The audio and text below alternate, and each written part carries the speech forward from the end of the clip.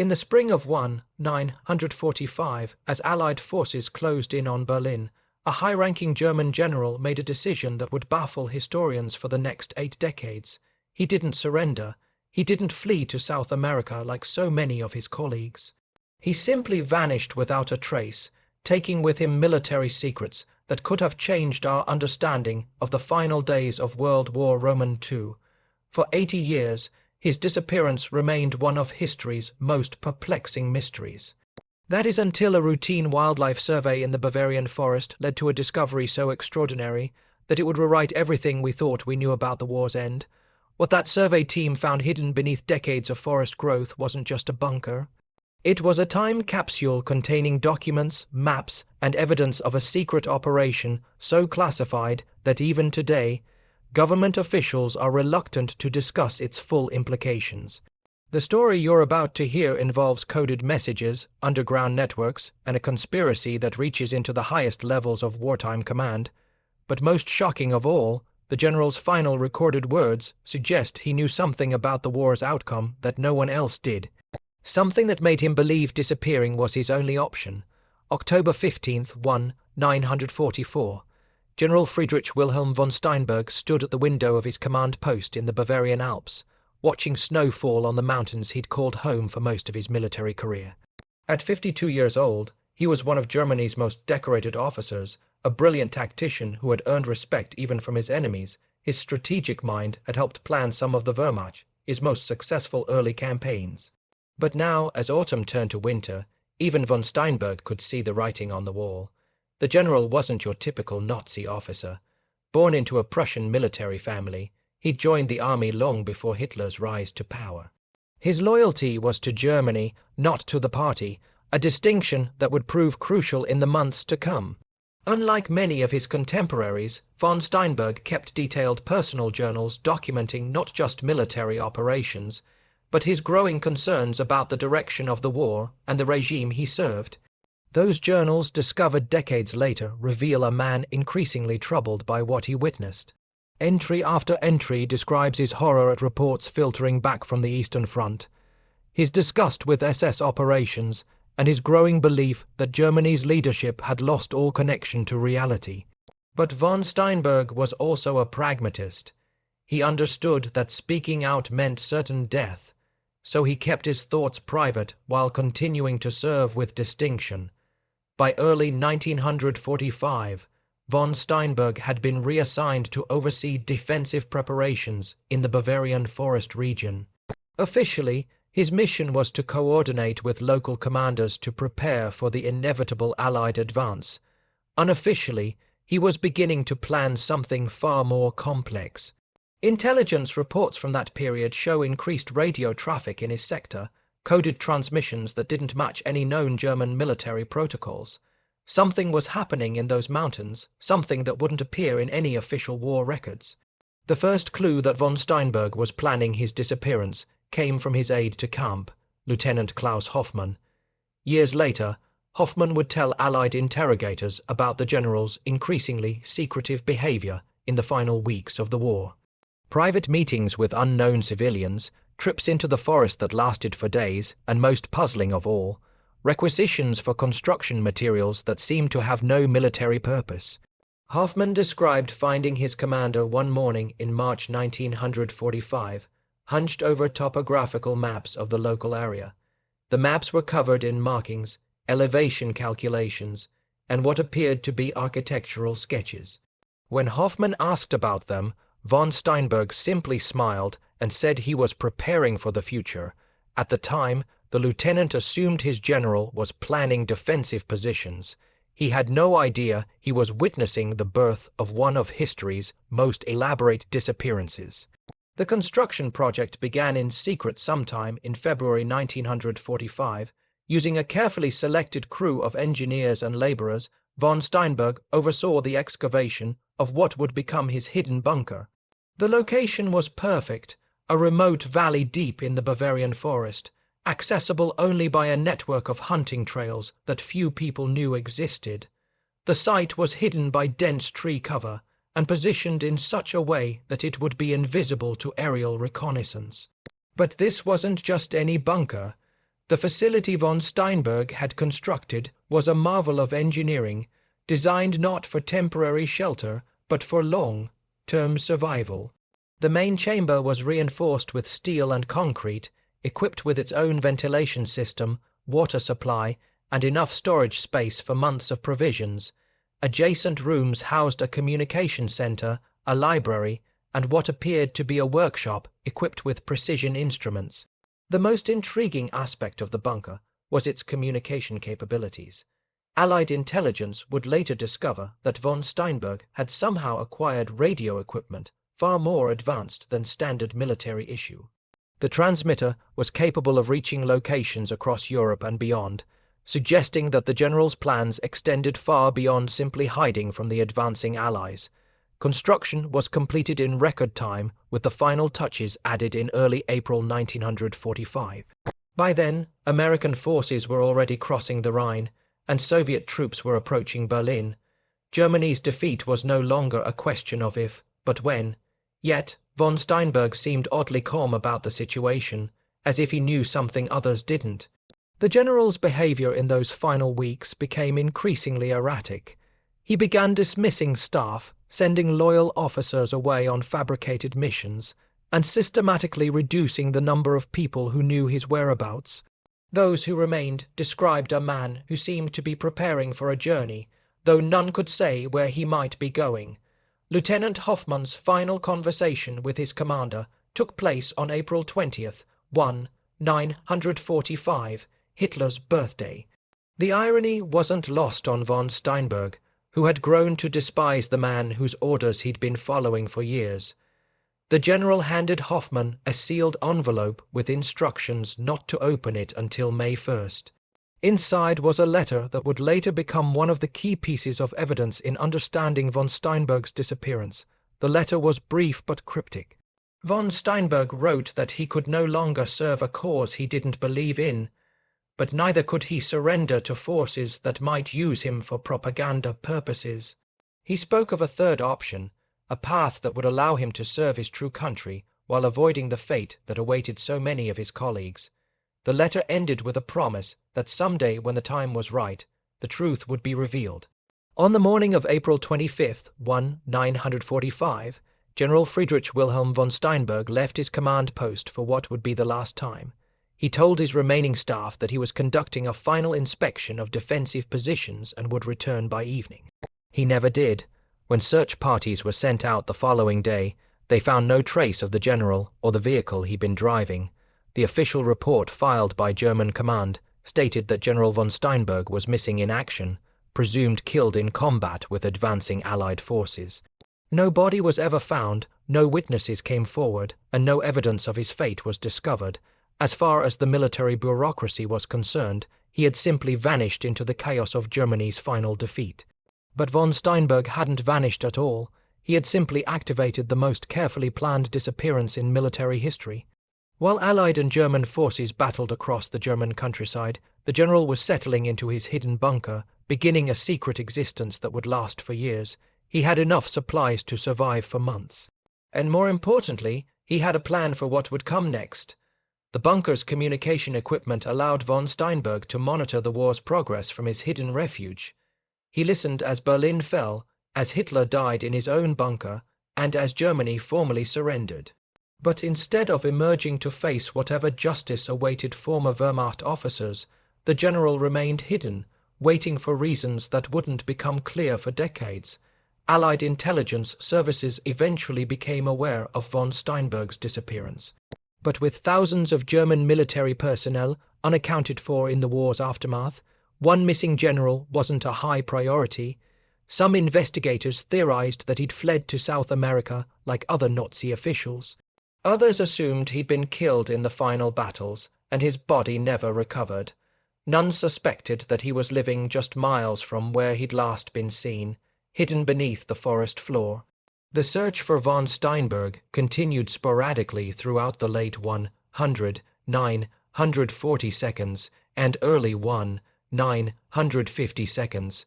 Nazi hunters followed leads across Europe and South America, always one step behind a ghost that had never actually left Germany. Intelligence files from the period show that various agencies investigated reported sightings in Argentina, Paraguay, and even the United States. But none of these leads proved credible. Meanwhile, deep in the Bavarian forest, von Steinberg was adapting to his new existence. The bunker's ventilation system allowed him to remain underground for extended periods, while carefully planned supply runs under cover of darkness kept him fed and informed about the changing world above. He had become a hermit by choice, a man who had erased himself from history while remaining very much alive. The general's journals from this period, later discovered in the bunker, reveal a complex psychological transformation. The military officer who had once commanded thousands of men was learning to live in complete solitude, sustained only by his conviction that he had chosen the right path. He wrote extensively about his reasons for disappearing, his hopes for Germany's future, and his growing belief that he was preserving something important for future generations. By 1950, most official searches for von Steinberg had been called off. The world had moved on to new conflicts and new concerns, and the missing general had become just another unsolved mystery from the war. His name appeared occasionally in books about Nazi fugitives, but without new evidence, there was little to distinguish his case from hundreds of others. What no one realized was that von Steinberg's disappearance was only the beginning of his story. The bunker he'd constructed was designed for more than simple survival. It was a repository, a hidden archive containing documents and artifacts that would prove invaluable to future historians. The general had spent his final months of official service gathering evidence, copying documents, and preserving records that others were eager to destroy. This archive would remain hidden for 8 decades, protected by the forest's growth and the general's careful planning. Trees grew over the bunker's concealed entrance. Leaves accumulated season after season, and nature slowly reclaimed the site. To any casual observer, it was just another patch of unremarkable woodland, indistinguishable from thousands of others throughout Bavaria. The secret of von Steinberg's bunker might have died with him if not for an entirely unrelated scientific survey conducted in the summer of 2024. A team of wildlife researchers from Munich University had been granted permission to study the forest's ecosystem using ground-penetrating radar to map underground root systems and soil composition. They had no interest in wartime history and no reason to suspect that their routine survey would uncover one of the war's greatest mysteries. Dr. Maria Hoffmann adjusted her equipment one more time, wiping sweat from her forehead as the July heat pressed down through the forest canopy. The wildlife survey was entering its 3rd week, and the team had mapped over 40 square kilometers of the Bavarian woodland without finding anything more exciting than a few badger dens and some unusual mineral deposits. Her ground-penetrating radar had been functioning perfectly, sending electromagnetic pulses deep into the earth and painting detailed pictures of what lay beneath the forest floor. The readings that morning started normally enough. Root systems appeared as expected. Soil layers showed typical stratification, and occasional rocks registered as solid masses on her display screen. But as Dr. Hoffmann moved her equipment across a particularly dense section of undergrowth, something anomalous appeared on her monitor. The radar was detecting a large void, approximately 4 m below the surface, far too regular in shape to be natural. At first, she assumed it was a limestone cave, or perhaps an old minehaft from Bavaria's industrial past. The region was dotted with abandoned mining operations, and it wouldn't be unusual to find forgotten excavations slowly collapsing beneath the forest. But as she expanded her scan area, the shape became more defined, more deliberate. This wasn't a natural cave or a random mining tunnel. The void showed clear geometric patterns, right angles and parallel walls that could only be artificial. Her research partner, Dr. Klaus Weber, was initially skeptical when she called him over to examine the readings. Weber had been conducting soil analysis 30 m away and had seen nothing unusual in his core samples. But one look at Hoffmann's radar display changed his perspective entirely. The underground structure was extensive, comprising multiple chambers connected by what appeared to be corridors. Most puzzling of all, the construction seemed solid and intact, not collapsed or deteriorated like most wartime ruins. The team spent the rest of that day carefully mapping the underground complex. Each pass of the radar revealed new details about the hidden structure below. The main chamber was roughly 12 m long by 8 m wide, with smaller adjacent rooms branching off like the arms of a star. The walls were thick, suggesting heavy construction, and the depth indicated serious excavation work. This wasn't some hastily dug shelter or temporary hiding place. Someone had invested considerable time and resources in building whatever lay beneath their feet. That evening, back at their temporary research station, Dr. Hoffmann contacted her department head at Munich University. Professor Ernst Müller had overseen dozens of archaeological surveys throughout Bavaria and was familiar with the region's history. When Hoffmann described their discovery, Müller's response was immediate and decisive. Work would stop until proper authorities could be notified. The discovery was too significant and potentially too dangerous to proceed without expert oversight. Within 48 hours, the quiet forest location was transformed into a carefully controlled excavation site. Archaeological experts arrived from universities across Germany. While government officials conducted hushed consultations about the legal implications of the discovery, the Bavarian State Office for Monument Protection took charge of the operation, bringing specialized equipment and personnel trained in handling sensitive historical finds. The excavation began with extreme caution. 8 decades of forest growth had completely concealed any surface evidence of the bunker's entrance, and the team had to rely entirely on radar mapping to guide their digging. Ancient trees had grown directly over the site, their massive root systems intertwined with whatever lay beneath. Each shovelful of earth had to be carefully sifted and documented in case it contained artifacts or clues about the site's construction. 3 days into the excavation, they hit concrete. The discovery sent a surge of excitement through the archaeological team, confirming that their underground structure was indeed artificial and substantial. But it also raised new questions about who had built it and when. The concrete appeared to be of wartime vintage, rough mixed and reinforced with steel bars that had somehow avoided corrosion despite decades in the damp earth. As more of the structure was exposed, its sophisticated design became apparent. The entrance had been sealed with a heavy steel door painted in camouflage colors that had long since faded to rust. Multiple ventilation shafts extended upward through the earth, their openings so cleverly concealed that they remained invisible even after excavation began. Whoever built this bunker had possessed both engineering expertise and unlimited access to materials during wartime rationing. The moment of breakthrough came on a grey Tuesday morning in late July. After carefully removing the corroded locks and hinges, the excavation team finally opened the steel door that had sealed the bunker for 8 decades. The sound it made, a deep metallic groan echoing from the darkness below, sent chills through everyone present. Stale air rushed out, carrying with it the musty smell of decades-old confinement and something else, something that suggested human habitation. Dr. Hoffmann was among the first to descend into the bunker, her headlamp cutting through darkness that hadn't seen light since 1945. What she found defied every expectation. The interior was remarkably well preserved, protected from the elements by superior construction and careful sealing. Tables and chairs remained exactly where they'd been left, covered in dust, but otherwise intact. Personal belongings were scattered throughout the space, suggesting someone had lived here for an extended period. The main chamber was divided into distinct areas that revealed the bunker's intended use.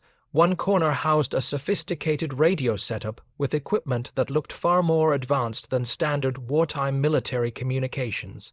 Banks of batteries lined one wall connected to a generator that had presumably provided power for extended operations. Charts and maps covered another wall marked with symbols and notations that would require expert analysis to decipher. But it was the personal items that made the discovery truly extraordinary. Military uniforms hung neatly in a makeshift closet bearing insignia that immediately identified their owner as a high-ranking German officer.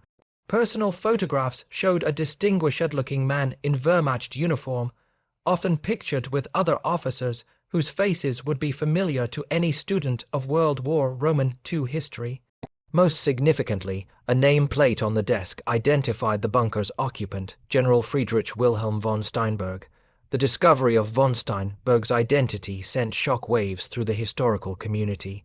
Here was a man who had been presumed dead for 8 decades, yet evidence suggested he had survived in this hidden bunker for years after the war's end. The implications were staggering. How long had he lived here? What had he been doing during his hidden years? And most importantly, what secrets had he taken with him into this underground refuge? Dr. Hoffman's team worked methodically through the bunker's contents, cataloguing each item with the care reserved for the most significant archaeological discoveries. Personal effects told the story of a man trying to maintain some semblance of civilized life in extraordinary circumstances. Books lined improvised shelves, their pages yellowed but readable. A chess set sat on a small table, pieces arranged in the middle of a game that would never be finished. The radio equipment proved to be particularly intriguing. Technical experts who examined the setup confirmed that it was capable of long-range communication, far beyond what would be needed for simple emergency contact. Frequency logs found nearby suggested that von Steinberg had been monitoring radio traffic from around the world, staying informed about global events from his hidden sanctuary. Some entries indicated two-way communication, raising the possibility that the missing general had maintained contact with unknown parties throughout his disappearance. A locked filing cabinet in the corner of the main chamber contained the most sensitive discoveries.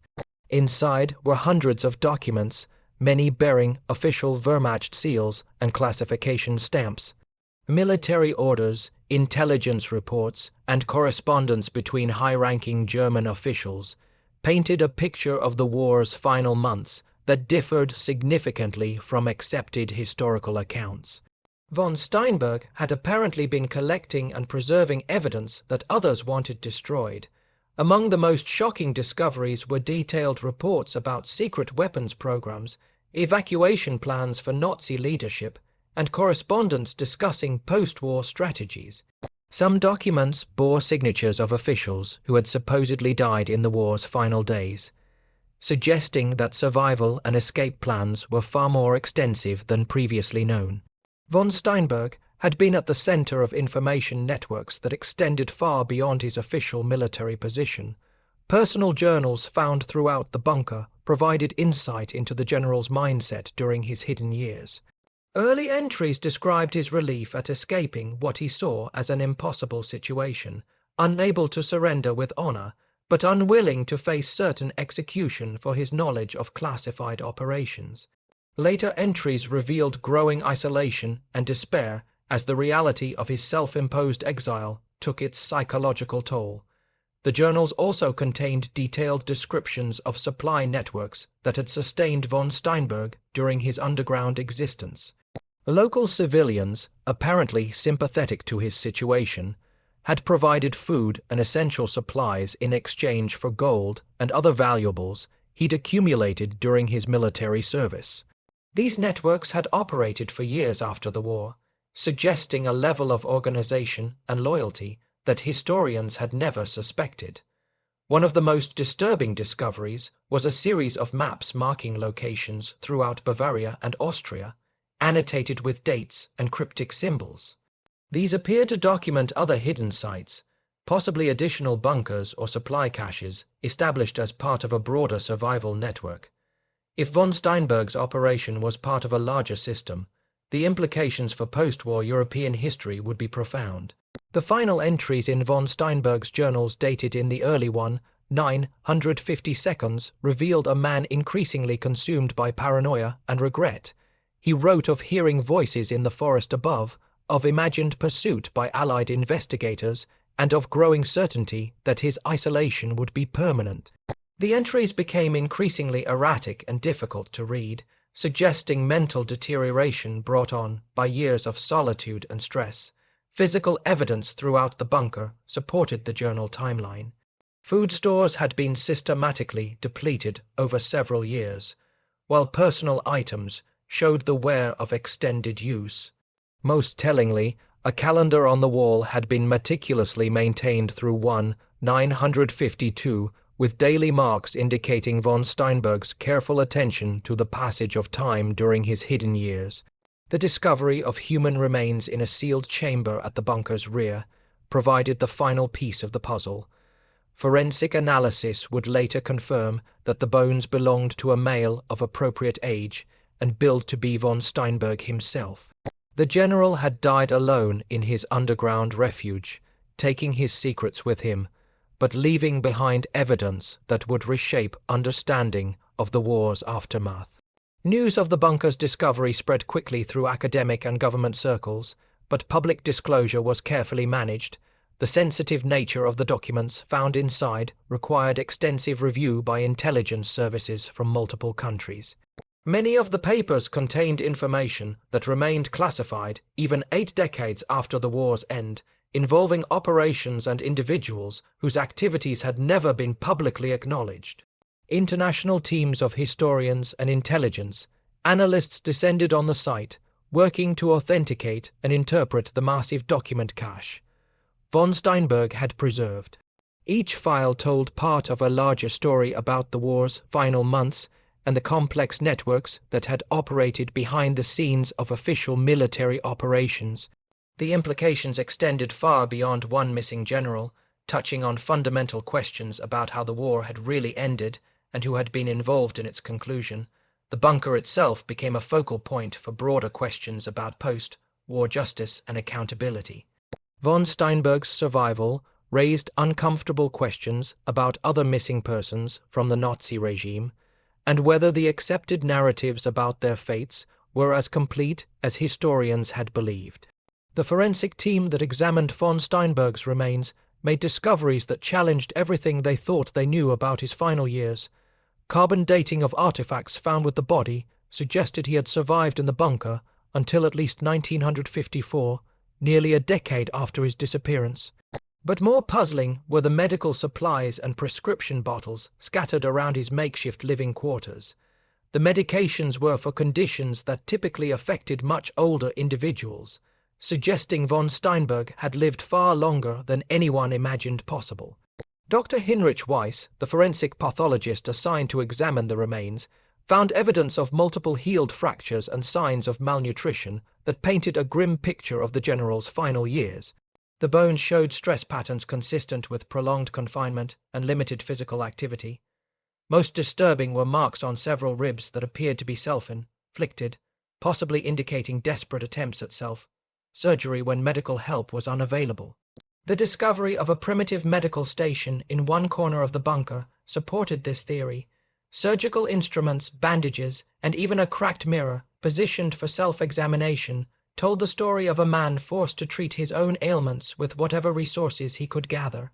Empty medicine bottles bore labels from pharmacies across southern Germany, suggesting his supply network had extended far beyond basic food provisions. Among the personal effects found near von Steinberg's remains was a leather-bound diary that differed markedly from his earlier military journals. This final record, written in increasingly shaky handwriting, documented his growing awareness that he would never leave the bunker alive. The entries described elaborate fantasies about returning to the surface, reuniting with family members, and revealing his story to the world. But they also showed his gradual acceptance that isolation had become his permanent reality. The diary's final entries, barely legible scratches on yellowed paper, revealed the depth of von Steinberg's psychological deterioration. He wrote about conversations with imaginary visitors, elaborate conspiracy theories about his discovery, and paranoid fears that his food was being poisoned by unknown enemies. The last coherent entry, dated March 1, 955, consisted of a single sentence repeated dozens of times. "They will never understand what we preserved. Security cameras installed during the excavation captured something extraordinary that even seasoned investigators found difficult to explain." Late one evening, as team members reviewed footage from the bunker's interior, motion sensors detected movement in chambers that had been sealed for decades. Upon investigation, they found nothing disturbed, but temperature readings showed unexplained fluctuations in areas where von Steinberg's personal effects were stored. Local residents, when questioned about the bunker's location, provided conflicting accounts that added to the mystery. Several elderly villagers claimed their grandparents had spoken of strange lights in the forest during the 950 seconds, always in the exact area where the bunker was discovered. Others described hearing machinery sounds from beneath the earth, though no mechanical equipment was found in working condition. Most unsettling were reports of voices calling out from the woods on quiet nights, voices that seemed to come from underground. The investigation took an unexpected turn when researchers discovered that von Steinberg's bunker was not unique. Ground-penetrating radar surveys of the surrounding forest revealed at least 3 other underground structures within a 5-kilometer radius. Each showed similar construction techniques and appeared to be connected by a network of tunnels that had partially collapsed over the decades. The scope of the operation was far larger than anyone had initially suspected. Excavation of the secondary sites revealed additional caches of documents and personal belongings, but no other human remains. These satellite bunkers appeared to have been supply depots and communication relay points, suggesting von Steinberg had been operating a sophisticated underground network throughout his hidden years. Radio equipment found at each location was configured to different frequencies, indicating systematic monitoring of international communications. The document analysis revealed von Steinberg's true purpose during his underground exile. Rather than simply hiding from Allied justice, he had been systematically documenting and preserving evidence of war crimes and secret operations that other Nazi officials were desperate to destroy. His bunker had served as a repository for information that could have exposed networks of collaboration and conspiracy extending far beyond Germany's borders. Intelligence agencies from multiple countries descended on the site as the full scope of von Steinberg's archive became apparent.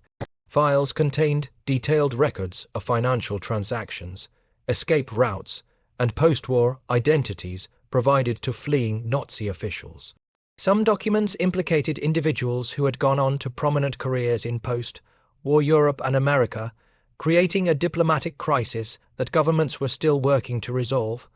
The most explosive discoveries came from a hidden compartment behind von Steinberg's radio equipment.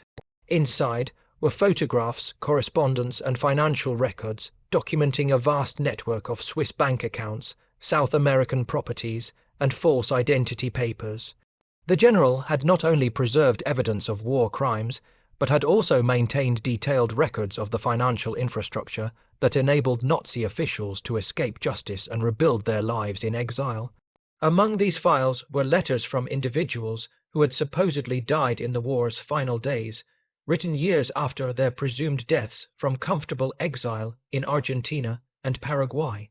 Von Steinberg had been in communication with a shadow network of survivors who had successfully faked their deaths and established new identities abroad. His bunker served as both refuge and communication hub for this underground railroad of war criminals. The psychological profile that emerged from von Steinberg's writings painted a complex picture of a man torn between loyalty and conscience. Early diary entries showed genuine horror at Nazi atrocities, but later passages revealed his growing obsession with preserving evidence rather than seeking justice. He had convinced himself that documentation was more important than accountability, that future historians would need his records to understand the truth about the war's end. Medical experts who studied von Steinberg's final years identified signs of severe psychological trauma that went far beyond simple isolation. The general had developed elaborate rituals and obsessive behaviors centered around organizing and cataloging his document collection. He spent his final years creating detailed indexes, cross-references, and summaries of information that only he would ever read.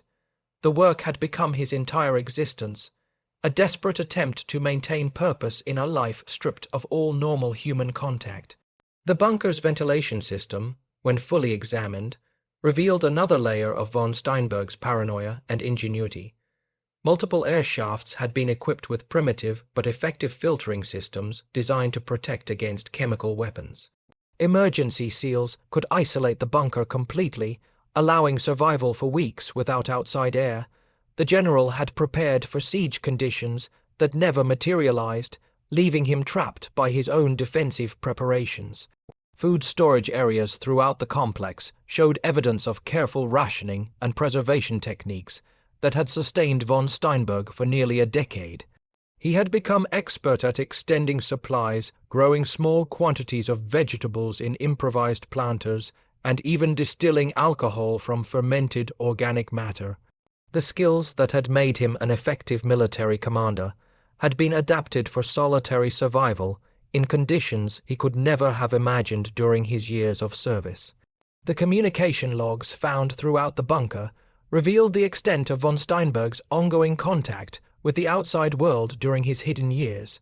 He had monitored radio broadcasts from across Europe and America, staying informed about political developments, war crimes trials, and the fates of his former colleagues.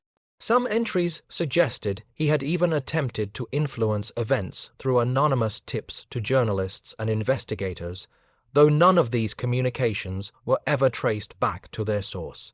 Personal photographs discovered in von Steinberg's living quarters provided glimpses into the life he had abandoned. Images of family gatherings, military ceremonies, and peaceful moments from before the war showed a man who had once lived normally among friends and loved ones. The contrast with his final years of isolation was stark and tragic, illustrating the complete transformation that his choices had imposed upon his existence. The investigation team noticed that von Steinberg had made multiple attempts to expand his underground refuge over the years. Partially completed excavations led to dead ends where his strength or tools had proven inadequate for the task. These abandoned projects suggested periods of manic activity alternating with depression and resignation. The general had fought against his confinement while simultaneously making it more complete and permanent. Technical analysis of the bunker's construction revealed sophisticated engineering that went far beyond typical wartime fortifications.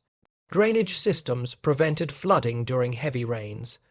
Thermal regulation maintained stable temperatures year-round, and structural supports had been calculated to withstand significant ground pressure. Von Steinberg had either possessed remarkable engineering knowledge himself or had access to expert assistance during the bunker's construction phase. The discovery of multiple escape routes from the bunker complex added another dimension to the mystery. Tunnels extended in several directions from the main chamber, some leading to concealed exits hundreds of meters away. These passages showed signs of regular use during von Steinberg's early years underground, but appeared to have been sealed from the inside during his final period of occupation. The general had systematically cut off his own escape routes, ensuring that his exile would be permanent. As the excavation neared completion, investigators realized they had uncovered more than just one man's hidden refuge. Von Steinberg's bunker represented a previously unknown chapter in post-war European history, revealing networks and operations that had remained secret for 8 decades. The implications extended far beyond historical curiosity, touching on fundamental questions about justice, accountability, and the long shadow cast by unresolved wartime crimes. The general's story was approaching its final revelation. But the documents he had preserved would continue generating controversy and investigation for years to come. His underground archive had become a time bomb of historical evidence, waiting 8 decades to explode into public consciousness and challenge everything the world thought it knew about how the Second World War really ended. The discovery of General von Steinberg's bunker forces us to confront uncomfortable truths about the Second World War's aftermath. For 8 decades, we believed we understood how the conflict ended, who escaped justice, and what secrets died with the Nazi regime. But this hidden archive beneath the Bavarian forest proves that reality was far more complex than our history books suggested. Von Steinberg's choice to disappear rather than surrender or flee reveals a third path that historians never considered. He became both guardian and prisoner of information too dangerous to reveal and too important to destroy. His self-imposed exile preserved evidence that governments wanted buried, creating a historical time capsule that has fundamentally altered our understanding of post-war Europe.